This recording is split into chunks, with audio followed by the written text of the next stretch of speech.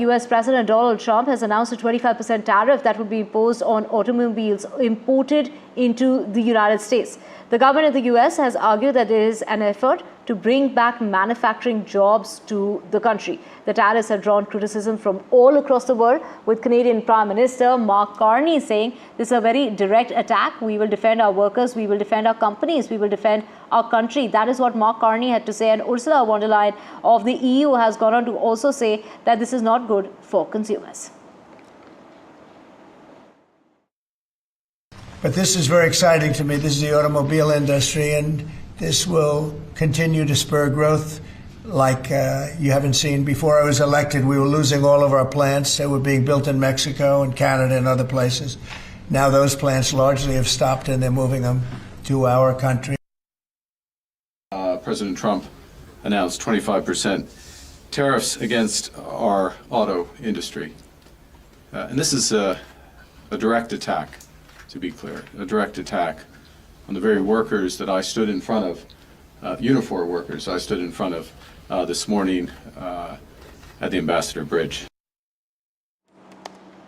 Well, we have my colleague Vishal joining us to get us more on this. Vishal, this really comes at a time when Tesla has been facing a backlash when it comes to political views of Elon Musk. Even though Donald Trump says this has nothing to do with Elon Musk and that he wasn't advised by Elon Musk as far as tariffs are concerned, what does this really mean when it comes to India?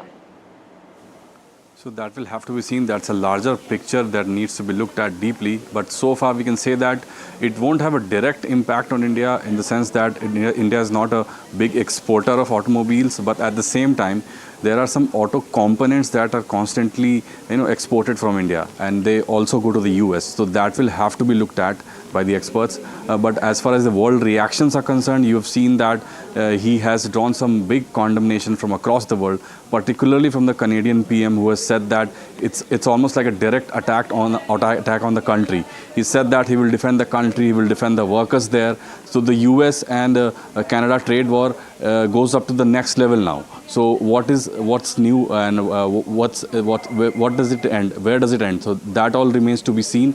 But we can say that it has drawn global outrage. Japanese PM has reacted to it. EU chief has said that it will have a detrimental effect on the businesses and the consumers both.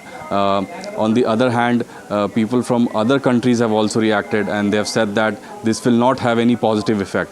And experts are saying that this could have adverse effect on the US manufacturers also, such as Ford and Stellantis. So all of that will have to be seen in the near future, but so far we can say that it has drawn global condemnation, and this whiplash diplomacy that Trump has seen ever since he walked into the White House seems to be not working in his favor, in the sense that people from across the world, political leaders from across the world, they have been severely panning him for days now.